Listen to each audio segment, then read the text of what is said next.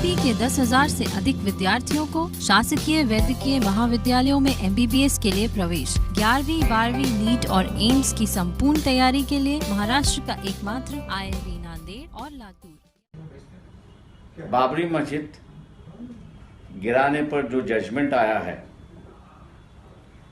और कोर्ट ने सबको बरी कर दिया है, ये कहते हुए कि ये प्री प्लान नहीं है। जो तथ्य उस वक्त के थे उससे ये जजमेंट काफ़ी लंबा है, तथ्यों से काफ़ी लंबा है। जो रथ यात्रा निकली थी वो बाबरी मस्जिद गिराने के लिए गई निकली थी और उसके बाद जो कार्रवाई हुई वो गिराने के लिए नहीं हुई थी।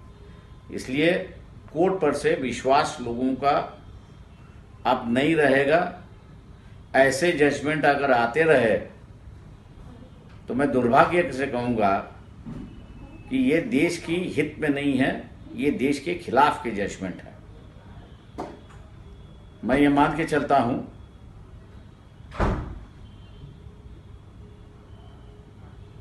कि लोग धार्मिकता की ओर से जा रहे हैं, धार्मिकता को बढ़ावा दे रहे हैं और देश को जो है वो नीचे दिखाने की बात हो रही है। इस जजमेंट मेरे हिसाब से कानूनी तौर से दोबारा इसको अपील करनी चाहिए और तथ्यों के आधार पर जिन्होंने गिराया है उन पर कार्रवाई होना जरूरी है। आज का ये फैसला CBI कोर्ट का भारत की अदालत की तारीख का एक काला दिन है और मैं ये इसलिए कहता हूँ क्योंकि सुप्रीम कोर्ट ने 9 नवंबर को जो सिविल डिस्प्यूट के मुकदमे का फैसला दिया था, जजमेंट में सुप्रीम कोर्ट ने कहा था, अंग्रेजी में कहता हूँ कि सुप्रीम कोर्ट ने कहा था कि it is an egregious violation of rule of law. और सुप्रीम कोर्ट ने ये भी कहा था कि ये calculated act of destroying a public place of worship. अब मैं ये समझने से कासिर हूँ कि अगर सुप्रीम कोर्ट ये कहता है कि egregious violation of rule of law, तो क्या कोई जादू से मस्जिद को शहीद कर दिया गया था 6 दिसंबर को? क्या कोई जादू से वहाँ पर 28 और 29 दिसंबर की रात 49 में मूर्तियाँ रखी गई थी? क्या कोई जादू से उसके ताले खोले गए थे जब राजीव गांधी प्राइम मिनिस्टर थे?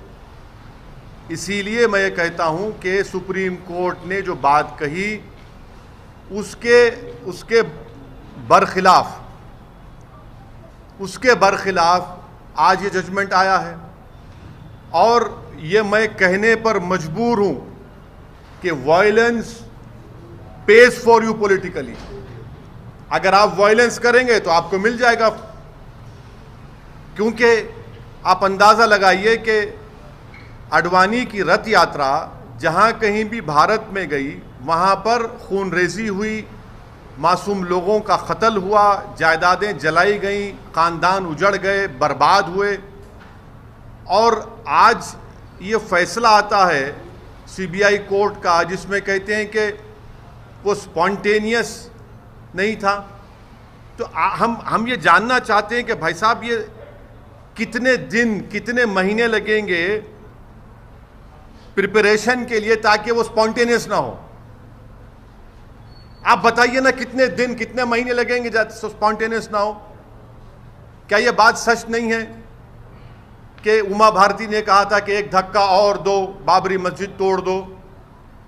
क्या दुनिया ने नहीं देखा कि जब बाबरी मस्जिद शहीद हो रही थी तो मिठाइयाँ बांटे जा रहे थे?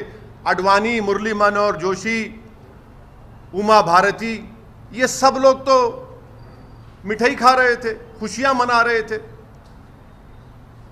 कैसा ये फैसले पे आज आप आ जाती आप? आखिर पैगाम क्या देना चाह रहे आप? पैगाम क्या देना चाह रहे? पैगाम यही मिल रहा है कि वायलेंस पेज। या 28 वर्षामध्ये देशाचं राजकारणच बदलून गेलेलं आहे त्या एका घटनेमुळे। 28 वर्षानंतर सगळे आरोपी जे प्रमुख नेते आहेत, सगळे अडवाणी साहेबांपासून आमच्या मुरली मनोहर जोशी असतील, सत्यजित प्रधान असतील, उमा भारती असतील, शिवसेना प्रमुख सुद्धा त्यात होते, पण त्यात आपल्यात नाही आहेत. विजयराजे शिंदे होते याच्यामध्ये. सगळे निर्दोष सुटलेले आहेत. आणि बाबरी पाडण्याचा जो काय एक प्रकार झाला तो कट नव्हता, ते कारस्थान नव्हतं, ते अचानक घडलेला एक हादसा किंवा अपघात होता, उत्स्फूर्तता होती. अशा प्रकारचा निर्णय विशेष न्यायालयानं दिला आहे CBIचं, त्याचं मी अभिनंदन करतो. याच निर्णयाची अपेक्षा देशाला होती, समस्त हिंदूंना होती. आता अयोध्येमध्ये राम मंदिर उभं राहत आहे. प्रधानमंत्री मोदी यांच्या हस्ते भूमिपूजन झालेलं आहे. त्याच्यामुळे हा सगळा कालखंड मागचा विसरून आपण आता या देशाला चांगले दिवस यावेत अशी रामाकडे